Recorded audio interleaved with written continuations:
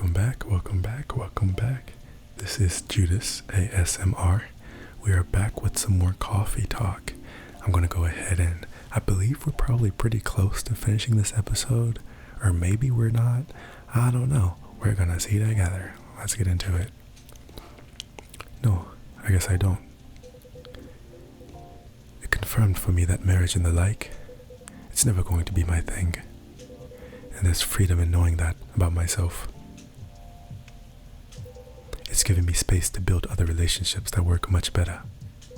But at the same time, when I see people who truly believe it, people who walk it, willing to share their lives so closely, even if for most of them it won't pan out, there's something beautiful there.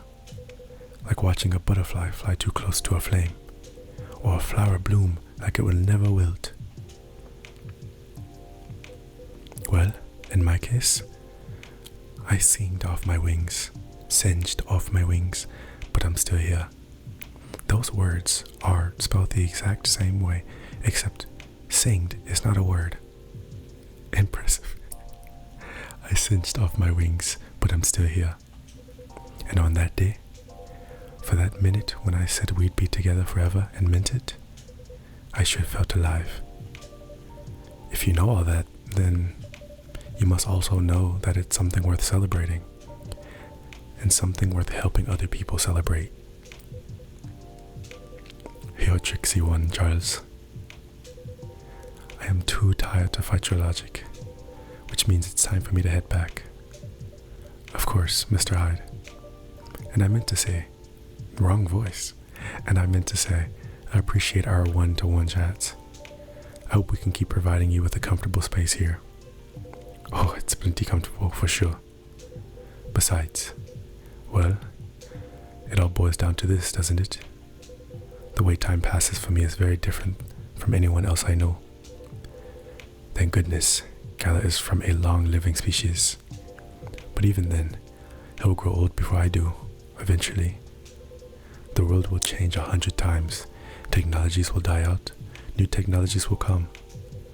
I will feel again the way I feel now in a century, maybe two. And Lua and Gala won't be around to give me advice. The world won't wait for me.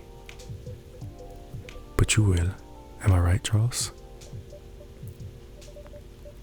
That is very perceptive of you, Mr. Hyde. Hey, you've grown to know me quite well. It's only fair that I know you a little in return. I suppose that's true. So anyway, I'm looking forward to that. To continuing our story. It's nice to know that no matter how much time passes, there's always going to be someone here rooting for me. Thank you for your trust, Mr. Hyde. We will make sure it's not misplaced. I know you will. And on that note, I guess I'm going to go browse for some film cameras. What's the worst that can happen? Indeed. Take care of yourself, friend. And you as well.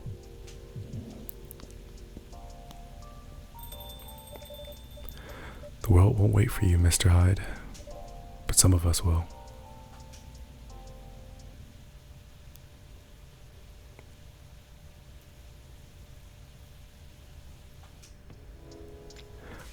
What a beautiful little end for that episode. I really, really enjoyed that.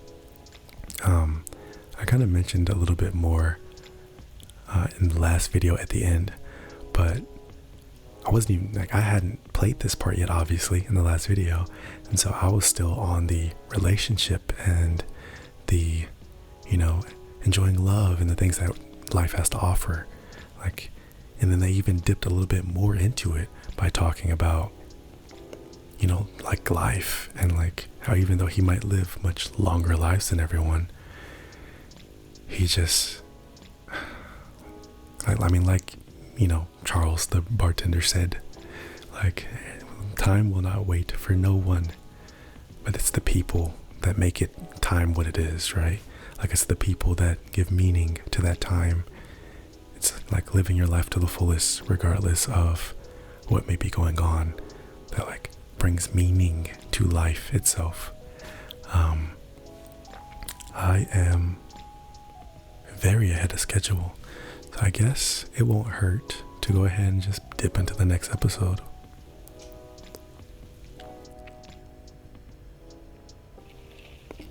Let's read some of this. The Evening Whispers. New image recognition tech confuses gnomes with dwarves. Okay, a review. Robots asked to give ultimate advice. 11 burnout is real. Here's how to Elven burnout is real. Here's how to avoid it. The gnomes with dwarfs thing is very interesting because, man oh man, I could only imagine, like even in the world that we live in, there are people that can look exactly the same, but be from completely different sides of the world, right? So it's funny how they kind of talk about it here in like a kind of jokey way. So that's cool. Good evening.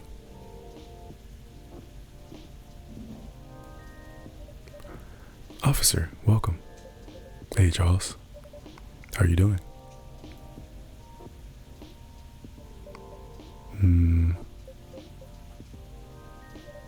Officer? Oh, hey, sorry. My mind is kind of elsewhere right now. No worries. Work issues. What else? I'm all ears if you want to chat. Hey, you're a pal. I'm in a real bind, Charles. What happened? Well, never ending workplace issues aside, things are getting weird about a minute, and I'm feeling out of my depth. Are you talking about your recent patrols? Yeah. I've been analyzing the CCTV footage this last couple of days. Oh, I see. How did that go? Did the cameras manage to capture anything? Yes and no. The infrareds caught a couple of blurry things. They ran off, turned a corner, and disappeared. Could have been anything like rats or cats, but either fits with what I heard on the scene. The footsteps, the laughter. Come to think of it, it sounded more like giggles. Giggles? Can werebeasts giggle? Not at that size, no. Even if they could, it doesn't explain the footsteps really. I see. So what's next? I have some ideas, but they're just wild theories at this point. In short, I'm stumped. Charles, I've been racking my brain ever since Miss Riona dropped that bomb after the fairies. You see? Oh, what about them? As it turns out, fairies was an umbrella term for many types of beings. Anything that didn't fit the known physical rules at that time was to be referred to as such. Oh, Does that mean banshees were part of the fairy folk? Probably. Not anymore though. It's an ongoing process, but the list is getting shorter. But back then, any sentient being that was even remotely incomprehensible was considered that. And that includes apparitions. Apparitions? Yes. Apparitions like ghosts. Ghosts? Ghosts. I see. What do you mean, I see? Does it sound like a bad joke to you? I'm not sure I follow. But, come on. Ghosts don't exist. Do they? Because if they do, all I can think about is that damn tree now. Alright, the tree. Does that mean it's haunted? It could be.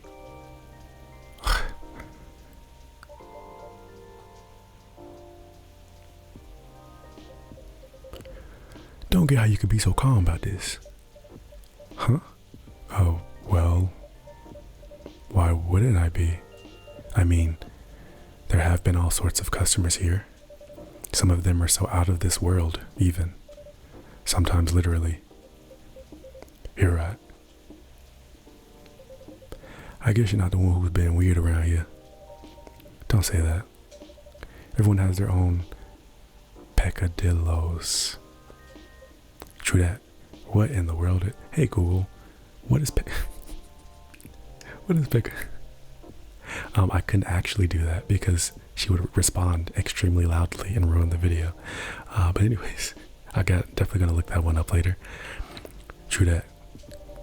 If you don't mind telling me though, May I ask the reason you're so afraid of ghosts? Gosh, no. That's a long story. Not something I'm ready to talk about anyway. That's understandable. All you need to know is my field was never caused by actual ghosts. Oh? Suggestion is a very powerful thing, Charles. But that's all I'm willing to share for now. Okay. Thanks for sharing. You know, it's funny. My grandpa was very into this stuff. So was my daughter. They're like my opposites, very curious and fascinated by the unknown. Not that I'm out. Not that I'm not, mind you. It's just with my time as a carpenter, unknown variables usually mean trouble. I see. That makes sense. They're the kind of people who could see things from nothing. And I mean that in the best way possible. Like, you know, the Zen rock god thing from Japan. They understand the zenness of it. I don't, but that doesn't stop me from thinking it's chill, you know? I think you almost got it. Yeah. But I'm sure he and my daughter could talk about it for hours. Too bad he passed away before she was born. I'm sorry to hear that. Don't be.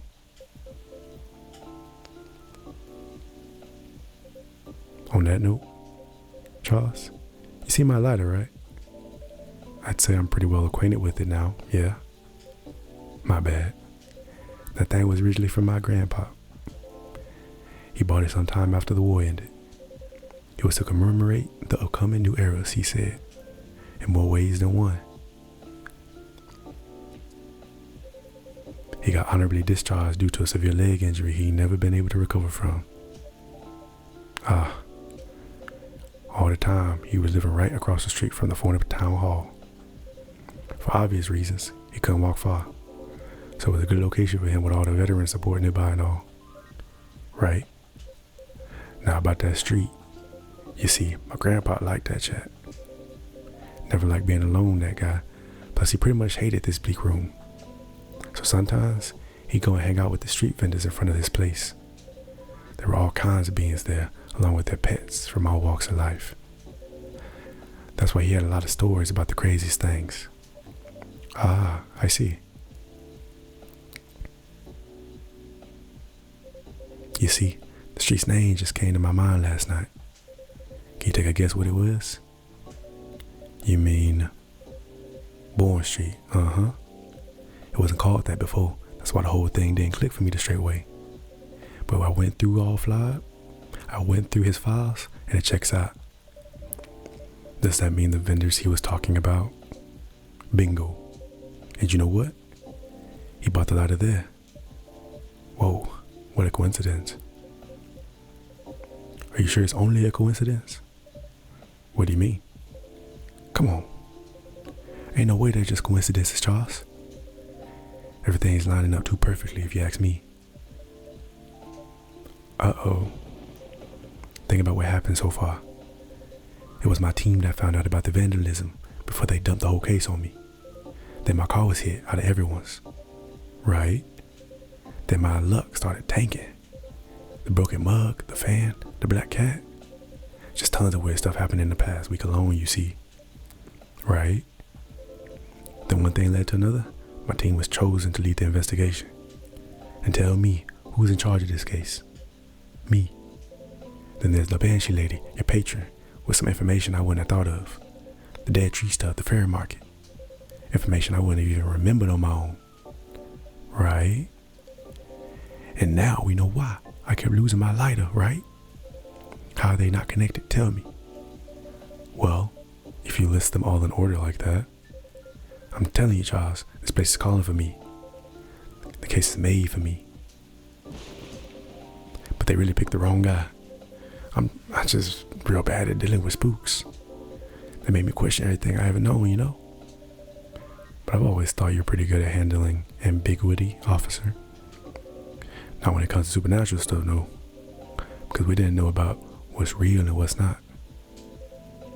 What would they do? Would they hurt us? Did they bring bad luck, good luck? What's the truth? Who knows? Maybe you should take a day off and catch up on your sleep. Huh? What's that? No, nothing. You know, another patron of mine suggested a documentary to watch. Yeah.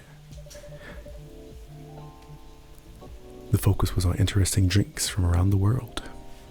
All right, so after our little ghost talk there, we are going to end this episode for today. I really love this side story with Officer George talking about like all these weird mishaps and like how it all connects. Like it feels like I'm watching like a detective show, and like he's the detective, he's figuring out like the case, and like he's telling me about it as he goes along. I love the way that this game is set up, because it's like this ultimate feeling of like learning along like with the thing that you're experiencing, right? Because sometimes what shows will do is they will show you the knife hidden under the bed before the main character sees it. They will show you the killer, you know, and the reflection of like the mirror before the actual main character sees it.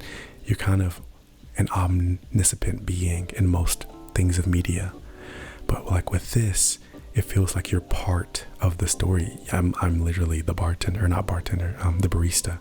Like I'm literally learning these things as they learn them, only when they learn them and when they come back to the bar, or I want to keep saying bar, when they come back to the coffee bar, we'll say that, to come tell me about it. I think that really adds a lot of like mystique to everything, and like adventure, and like feeling like you're really going through these things with these people, like you're learning about it from them as they tell you about it. I think that's awesome. I wish that things like this could exist like nowadays, but I think like with inflation and how bad everything has gotten, that it would be really, really hard to run a small like one-man coffee shop and actually have a store, you know, unless it's like part of like a strip or something like that. Everything just costs so much money. It would be so hard to kind of facilitate this type of environment. People feel safe to come in and just like chat with you. I mean, I guess they kind of do it with real bars, I guess. They'll have maybe one or two people there. It's a small location, but you know, alcohol costs a lot more than coffee. So, well, I guess it depends on where you go for your coffee. It's like, who knows? I guess it could be possible, but they say that like restaurants and things are some of the highest fail rates of any business ever. And I believe it, because man, like things can just shift so much. Like people could like your restaurant for like a month and be like, oh, well, I'm just not in a taste for the type of food this month, and then not go back. You know, it's not something that they need, like how some people treat coffee or how some people treat alcohol even. And even if they do feel like they need, like, oh, I need this certain person's restaurant food, it's only one person. Like everyone else might go to a different restaurant that week, or, you know, it's just all so tough. Like I can tell why it's so difficult to run like restaurants and bars and coffee shops. I actually have a beer brewery that I love, that I've been going to for years, and I just saw on their Facebook that they're shutting down. So it's sad to see, but yeah, I mean, that has been this episode of Coffee Talk. You guys be on the lookout for the next one, and I hope you all enjoyed. This has been Judas ASMR.